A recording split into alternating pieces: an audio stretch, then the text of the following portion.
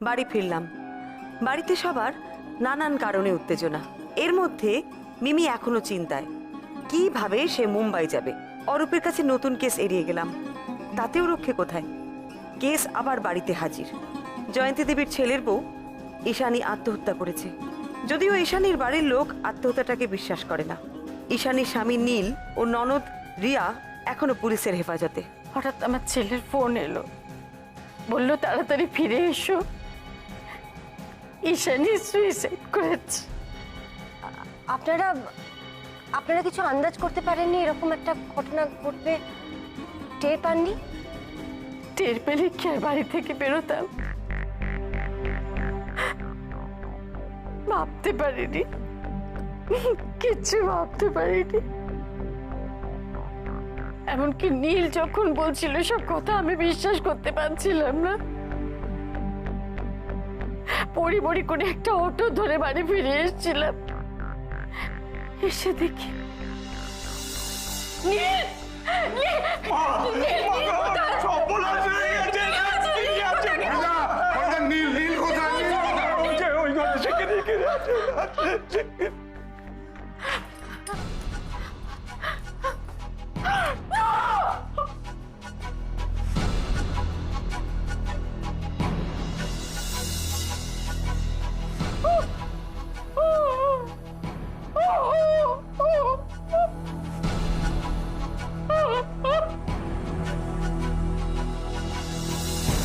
আপনাদের বাড়ির কাজের লোক হরিরাম, সে কি বাড়িতেই ছিল?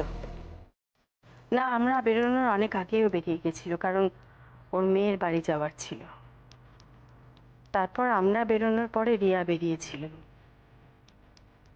বাড়িতে একা ছিল ঈশানী। আমার ছেলে অফিস থেকে ফেরার পর বেশ কয়েকবার বেল বাজিয়েছিল, কিন্তু দরজা খোলেনি কেউই।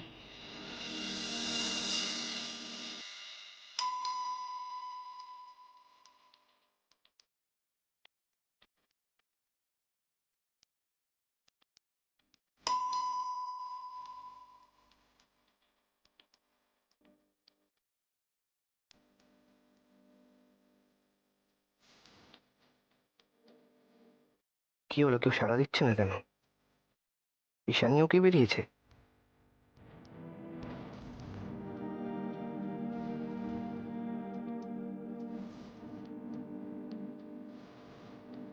ঈশানী, ঈশানী, আরে ঈশানী, ঈশানী,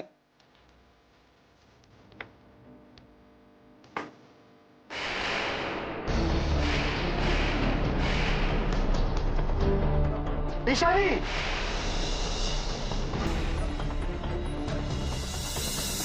ঈশানী, ঈশানী, ঈশানী, আরে ঈশানী, কি হলো? কিছু বলো না ঈশানী। ঈশানী, আপনার ছেলে নীলাদ্রি আপনাদের ফোন করে সবকিছু জানায়, তাই তো? হ্যাঁ, খুব ভয় পেয়ে গেছিল ছেলেটা আমার।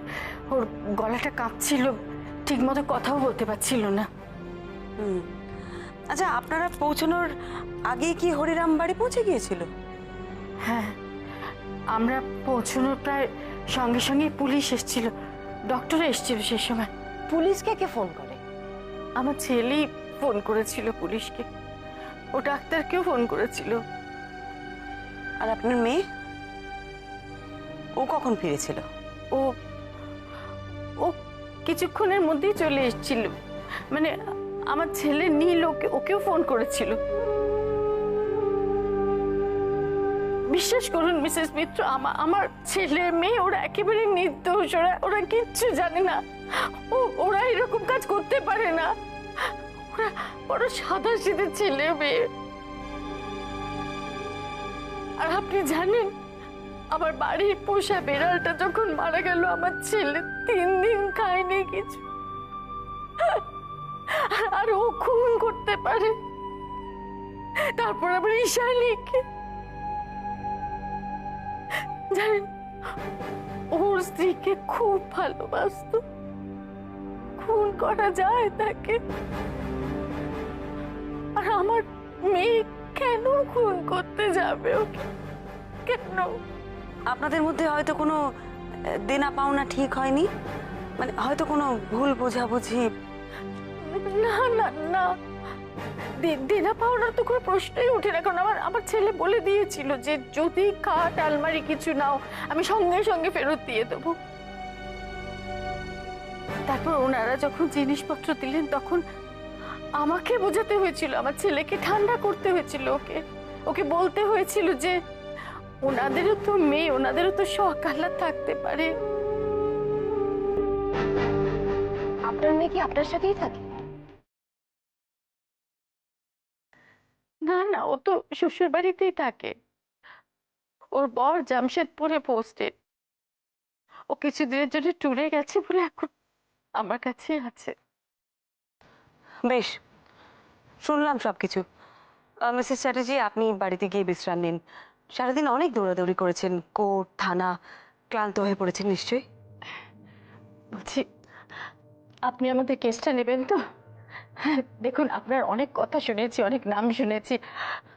আমার ছেলেটা সত্যি খুন করেনি। আপনি ওকে বাঁচান, প্লিজ ওকে বাঁচান।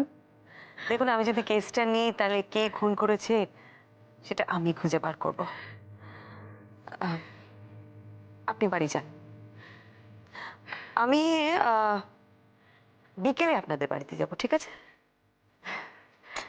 অনেক ধন্যবাদ, আসছি।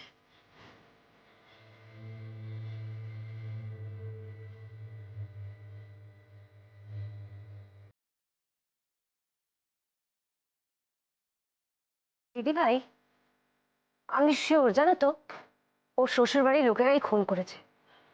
আজকাল দেখো না, নতুন বউ দেখলেই সবাই কেমন মারমুখী হয়ে ওঠে, খুনি খুনি ভাব করে তাকায়, যেন বউটা চোরদায় ধরা পড়েছে বিয়ে করে এসে।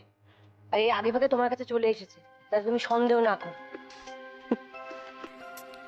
দেখ, আমি তো উকিল নই যে কেউ আমার কাছে চলে এলেই, আমাকে অ্যাপয়েন্ট করলেই আমি তাকে বাঁচাবো। আমার কাজ কে আসল অপরাধী সেটা খুঁজে বার করা। নন্দা, এরা যদি অপরাধ করেও থাকে আমাকে কিন্তু সেটা প্রমাণ করতে হবে, না হলে আমি কিচ্ছু করতে পারবো না।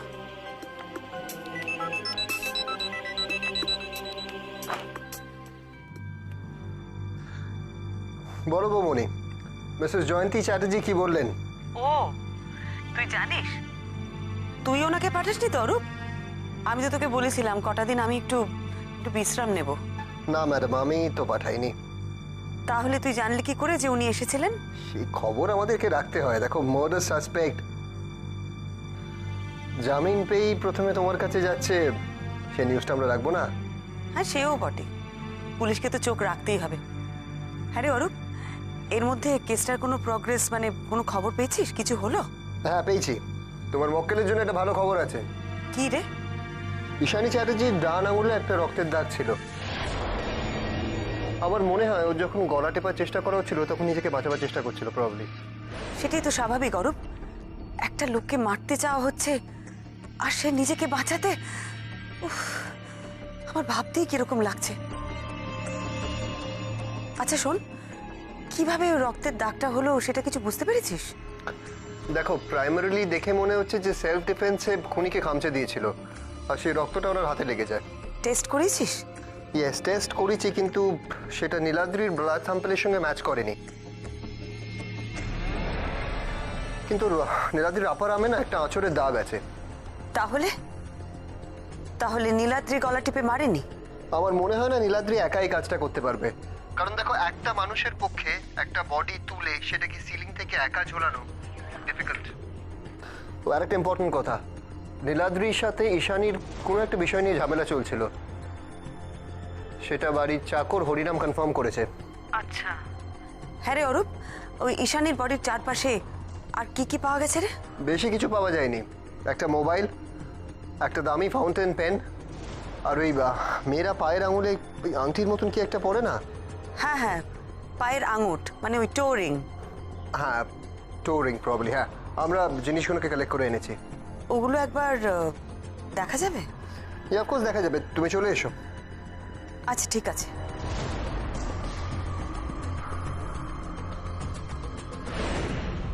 মারার সময় নিশ্চয়ই এটা পা থেকে খুলে পড়ে গেছিল। হাত দিয়ে কেমন একটা লাগছে। দিদিভাই, তুমি এই ছোট ছোট জিনিস থেকে কত কিছু বুঝে যাও। আমি যে কবে পারবো তোমার মতো? এগুলো দেখে তোমার কি মনে হচ্ছে বৌমনি?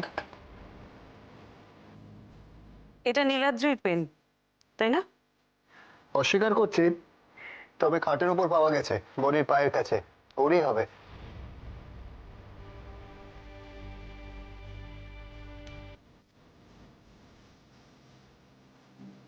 অরূপ, আমাদের একটু বেরোতে হবে। তুমি কি ঈশানীর বাড়ি যাবে?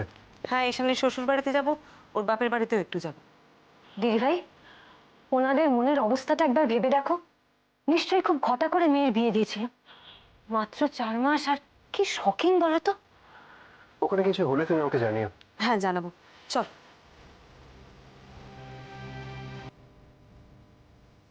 ও হ্যাঁ অরূপ, তুই এর মধ্যে একটা কাজ কর। ওই নীলাদ্রি আর ওর বোন তো তোদের কাস্টাডিতে, তুই একটু পারমিশন করিয়ে রাখ, আমি যাতে ওদের সাথে একটু কথা বলতে পারি। দান, সে হয়ে যাবে। আমি আর একটা কাজ করব, ঈশানীর মোবাইল থেকে ওর ফোন কলগুলোকে স্ক্যান করবো একবার। যদি ইন্টারেস্টিং কিছু পাই আমি তোমায় জানাবো। হুম, জানাস। আসি, চল নন্দা চল।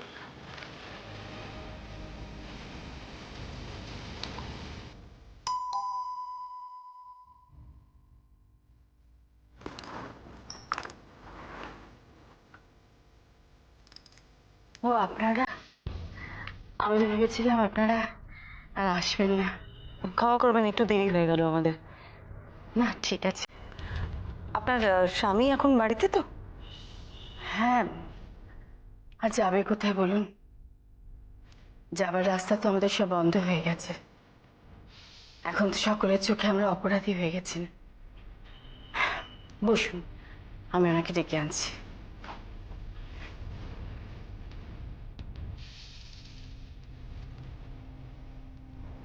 শুনছো?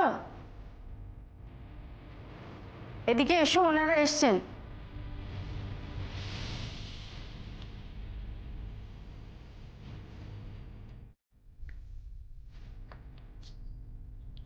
নমস্কার, আমি পরমা মিত্র।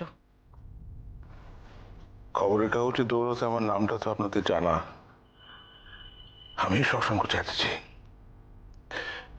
আপনারা বসুন বসুন আপনারা। আপনিও বসুন না, আপনাদের দুজনের সাথে একটু কথা বলবো।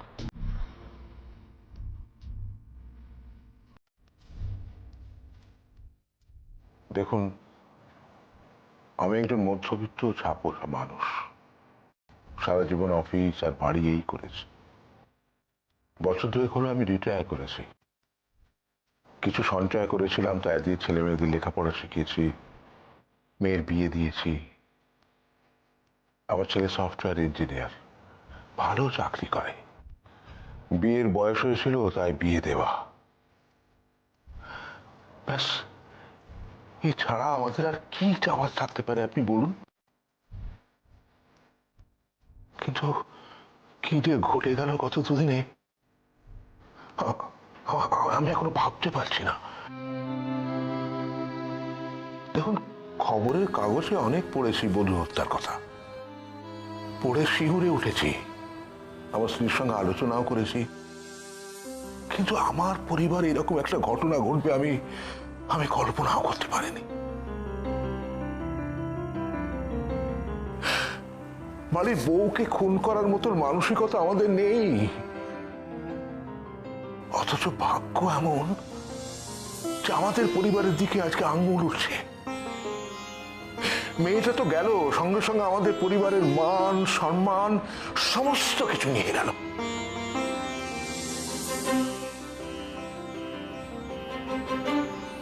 নাও রাখো ওখানে। এর নাম হরিরাম, আমাদের অনেক পুরনো লোক, বাড়ির সব কাজকর্ম দেখাশোনা করে। আর ওনার রিটায়ারমেন্টের পর একবার হার্ট অ্যাটাক করেছিল। তারপর থেকে মানুষটা বড্ড দুর্বল হয়ে পড়েছে। তারপর এই গত 2 দিন ধরে থানা পুলিশ এই চূড়ান্ত হয়রানি, আমার তো খালি চিন্তা হয় যে আবার কিছু না হয়ে যায় ওর। এখন আপনার শরীর কেমন আছে? আমার শরীর যেমন থাকে থাক, আমি আর ওসব নিয়ে ভাবি না। বয়স হয়েছে, যা হবার হবে। কিন্তু যে ঘটনাটা ঘটে গেল সেটা আমাদের কাছে একটা ভয়ঙ্কর দুঃস্বপ্নের মতন। আমার ছেলেটাকে আপনি বাঁচান মিসেস মিত্র। ও খুন করতে পারে না, ও সেরকম ছেলেই নয়। দেখুন, পুলিশের কাছে কিন্তু আপনাদের ছেলেই সব থেকে বড় সাসপেক্ট। আমি জানি, সেই জন্যই তো ওকে বেল দেয়নি ওরা। কিন্তু আপনি ভেবে দেখুন, একটা ভদ্র শিক্ষিত আজকে দিনের ছেলে, সে তার বউকে খুন করতে যাবে কেন? আচ্ছা, মতের অমিল হতে পারে, ছেড়ে দিতে পারতো একে অপরকে, কিন্তু তাই বলে কি খুন করতে পারে?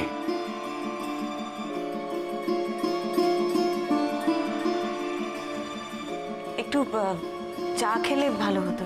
হ্যাঁ হ্যাঁ, নিশ্চয়ই, আমারই তো বলা উচিত ছিল। হরিদা, একটু চা করে আনো না। আচ্ছা, আপনার ছেলের বিয়েটা কি অ্যারেঞ্জ ম্যারেজ না নিজে পছন্দ করে করেছে? হ্যাঁ, একেবারেই অ্যারেঞ্জ ম্যারেজ।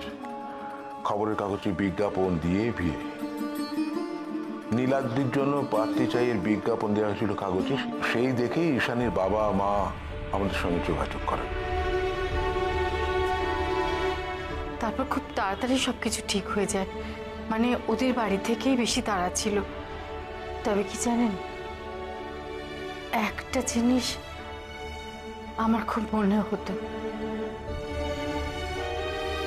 কি মনে হতো?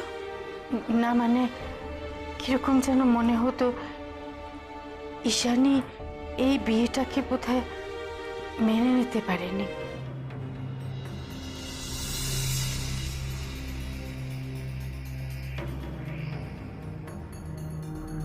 এরকম মনে হওয়া নিশ্চয়ই কোনো কারণ ছিল। কেন মনে হতো আপনার এরকম?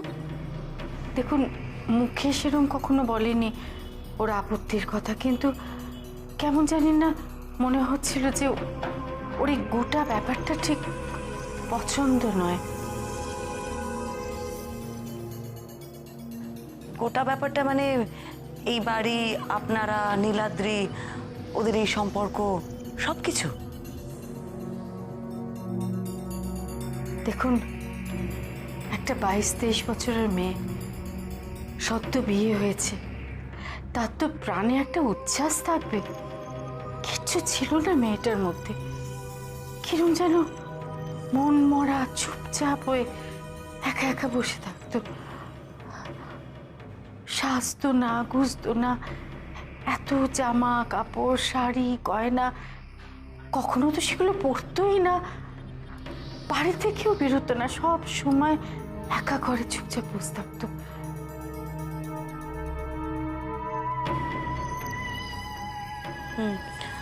বেরোনোর কথা আপনারা বলতেন? দেখুন, নতুন বিয়ের পরে তো অনেক জায়গা থেকে ওদের নেমন্তন্ন করেছে। আমার ছেলেও প্রথম প্রথম ওকে অনেকবার বলেছে, কিন্তু শুনতো না মেয়েটা। একা একা একটা ঘরের মধ্যে পড়ে থাকতো। আমার অফিস কলিগ, বন্ধুই বলতে পারো। তো ও আমাদের বিয়েতেও এসেছিল তোমার সঙ্গে হ্যাঁ, মানে ওদের অ্যানিভার্সারি ইনভাইট করেছে। তো মানে তোমাকেও যেতে বলেছে, শুধু আমাকে ইনভাইট করেনি, অনেক করে বলেছে।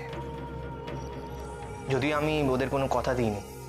হ্যাঁ, বলিনি, বলেছি যে তোমার সঙ্গে কথা বলে তারপরে জানাবো। তো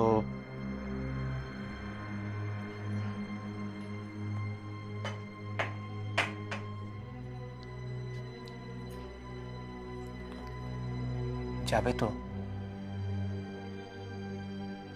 আমি যাব না, তুমি একা ঘুরে এসো। না প্লিজ চলো না, বিশ্বাস করো তোমার ভালো লাগবে ওখানে। অনেক করে বলেছে ওরা, তুমি তো সারাদিন বাড়িতে একাই থাকো, একটু বাড়ির থেকে বেরোলে তোমার ভালো লাগবে। আমার ভালো লাগবে না, আমার ভালো লাগবে না। তুমি একা ঘুরে এসো।